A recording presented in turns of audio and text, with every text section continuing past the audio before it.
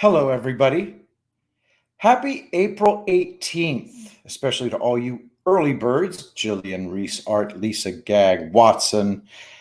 I'm so glad to have you here today on this auspicious April 18th, when I will be, to those of you who are early, I will be reading, thanks to Special Ops Kim providing the text, reading to you Paul Revere's Ride.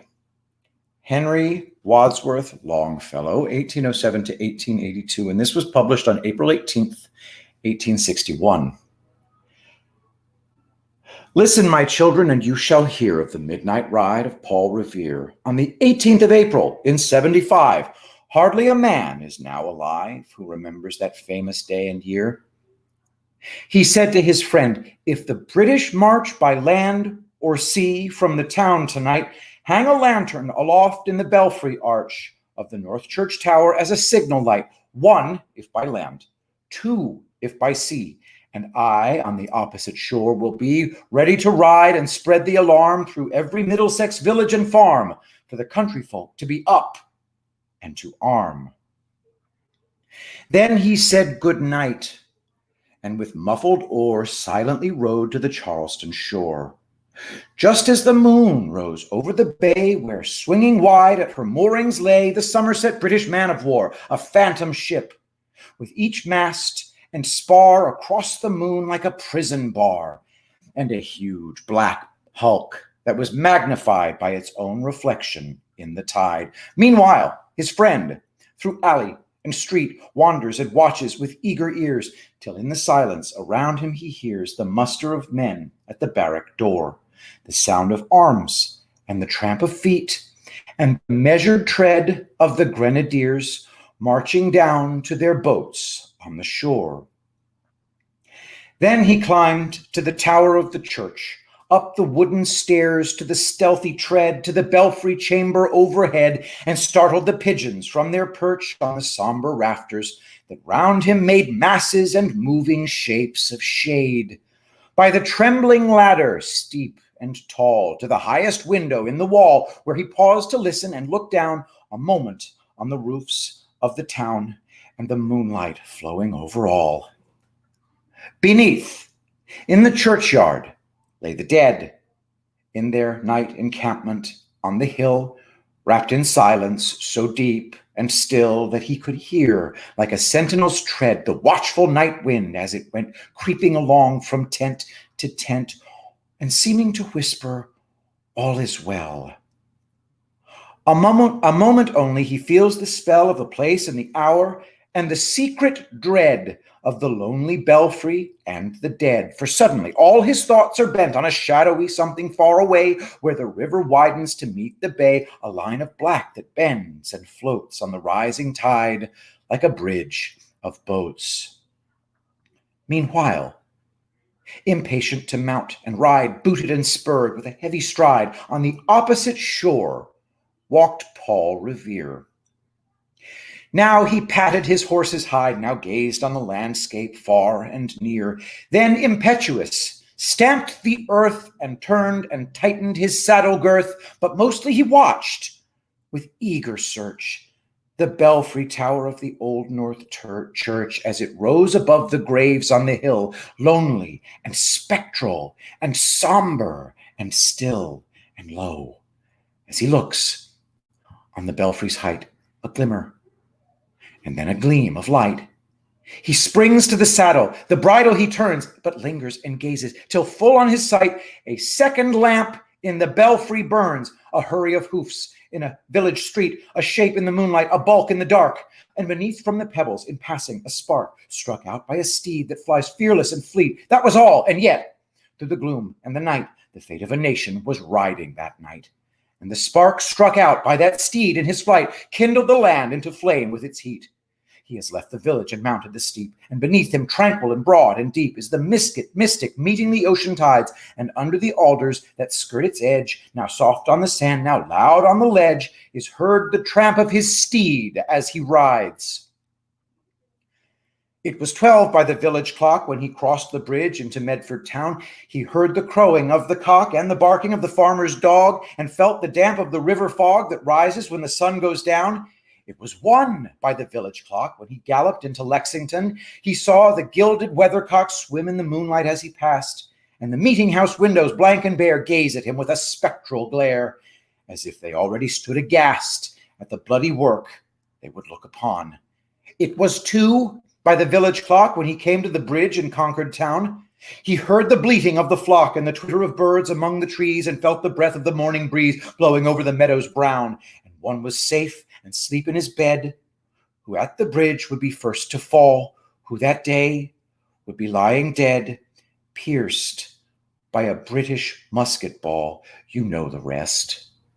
In the books you have read, how the British regulars fired and fled, how the farmers gave them ball for ball from behind each fence and farmyard wall, chasing the redcoats down the lane, then crossing the fields to emerge again under the trees at the turn of the road, and only pausing to fire and load.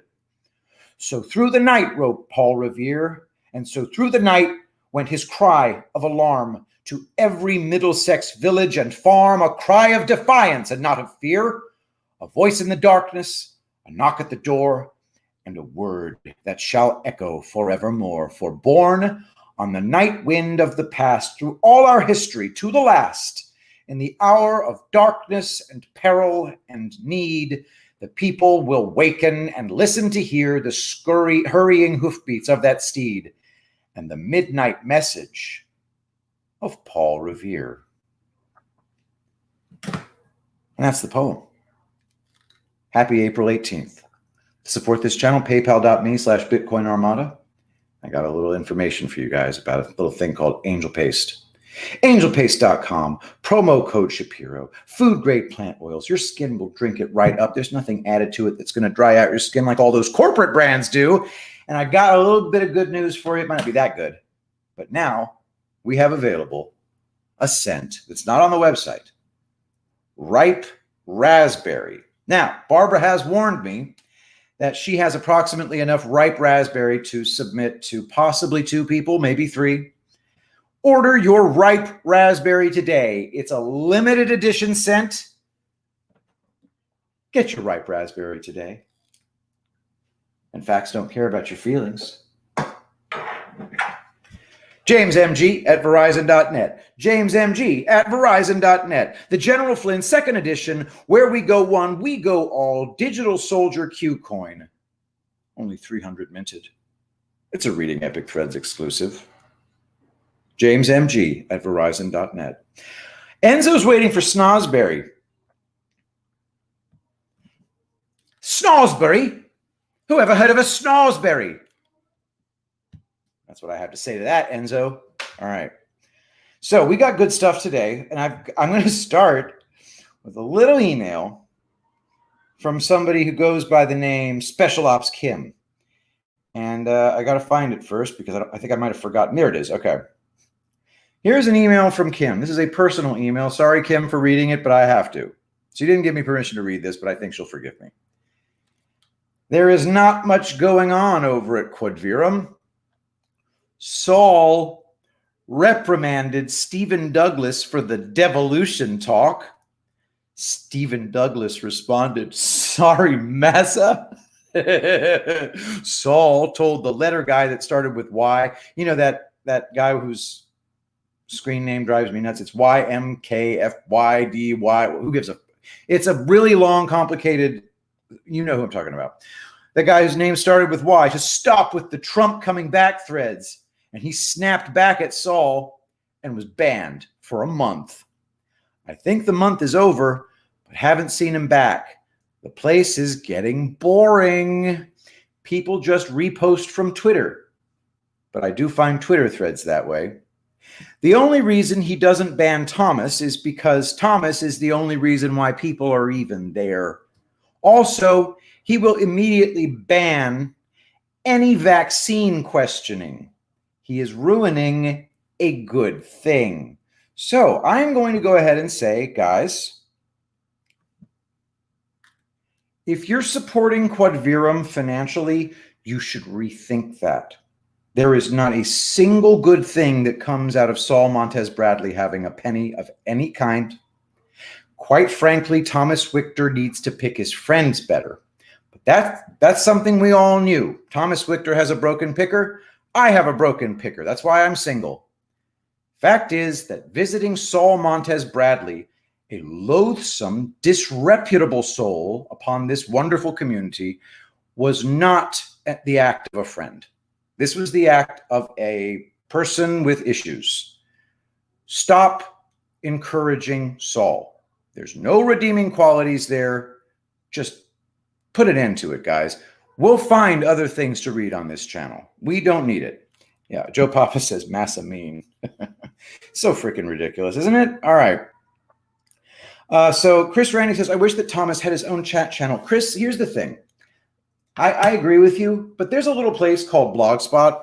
Anybody can blog there. You don't have to host your own shit. And if Blogspot doesn't ban Vox Day, then I bet you Blogspot wouldn't ban Thomas Victor. Anybody can blog if they really want to. All right, what is DNFW Saul? What does that mean? Do not fuck with Saul. Ah, very clever. I'll fuck with Saul all I want. He is a fat retard. So he's also a fag. Yeah. Rex says, Victor needs to pick his CIA handlers better. Yeah, there's just something totally degenerate about that guy. All right.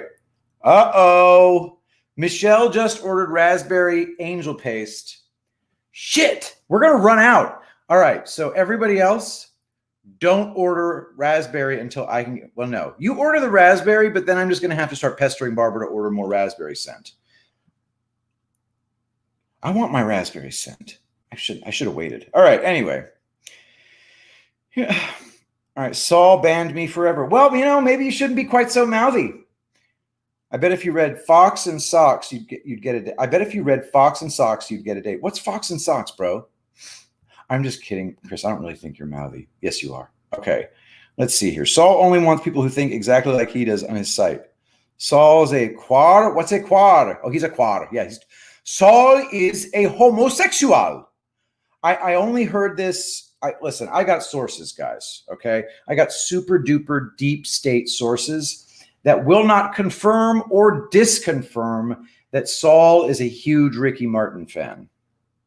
All right, let's see here. Saul is mercurial and petulant. Now, he's just a fucking faggot, dude. He's just a freaking scumbag. That's all there is. There's nothing cool about him. He's just a dirtball. That a famous person, I'm talking about Thomas Victor there, Thomas Victor is a famous person. We need to really realize that. He is a genuine intellectual giant, but he's a complete jackass too, and he picks friends like Saul Montez Bradley and then visits those friends on the rest of us. All right. Hey, everybody. The Cracked Eglet here. Hello. Fox and Socks. I didn't know there was a poem called Fox and Socks. I'm going to try to stay, but I'm in a real mood. Lol, teens. Holy crap. What you going to do about teens, eh? I know what you mean. He is leaving la vida loco. Yes, he is. He is a loco homo. He's a loco homo motion. All right. Saul is a dick. He likes, no, Saul likes dick, not Saul is dick. He's a bad banana with a greasy black peel. God bless you, Mary Doe.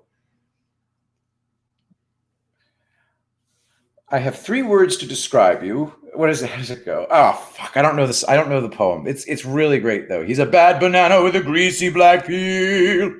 All right. Thomas was a music journalist, plus he's written 6 books. Let me tell you something about Thomas. Did a thread back in, I want to say 2018, but it might have been earlier. Thomas did a thread from back when he was a music journalist. I want everybody to listen carefully because this is straight out of my brain. It's not something that can be recovered from the internet. Some of you like hardcore Thomas Victor people are going to remember what I'm talking about. But he did a thread, I want to say in 2018. He talked about back when he was an LA music journalist, and he really got to peer into the pure degeneracy of a lot of these very, very wealthy people in the entertainment industry. And he said one of the things that just randos would have on their computers and would want to know if you secretly wanted it too was child pornography and a big habit of going and participating in sex acts with children. Okay. Victor himself wrote about this, and he said, I know that it's rampant. And I'm almost certain Trump became president to put a stop to it. Okay? And now those of us who are very gung-ho about rooting it out of our government get called pedophiles by the exact same guy. Juliet remembers that thread. All right, good. So, yeah, Juliet remembers the thread. Hi, Juliet. Good to have you here because, I'm one of the we're OG when it comes to Thomas Wichter, and so some of the shit that he's done lately has been very, very disconcerting, and some of the shit that old Saul. I mean, I always hated Saul's guts. That guy was just odious from the very beginning. You could tell. And the other part about him is he's a terrible writer. Read his writing; it's barely readable. So I couldn't figure out what was Thomas's obsession with this jagoff, and Rex saying, Thomas needs to pick his CIA handlers better. It doesn't necessarily mean a CIA handler, but, there is truth in every jest. One of the things that old Wichter said was that some Iranian journalist tried to get him into an interview once, and old Wichter said, blah, blah, blah, I don't want to do it. And then the person was very, very, very insistent. And then Thomas said, I just have to check with my Mossad handler. I don't know. He couched it in a joke, but I don't know. He tells all these stories about very important people who owe him a lot, et cetera, et cetera. This is the kind of guy who'd have a handler. And maybe it's a complete dirtball like Saul. I don't know. I'm not making any claims, guys. What I am saying is Saul Montez Bradley is a complete dirtball. All right. So we've gotten all that nastiness out of the way.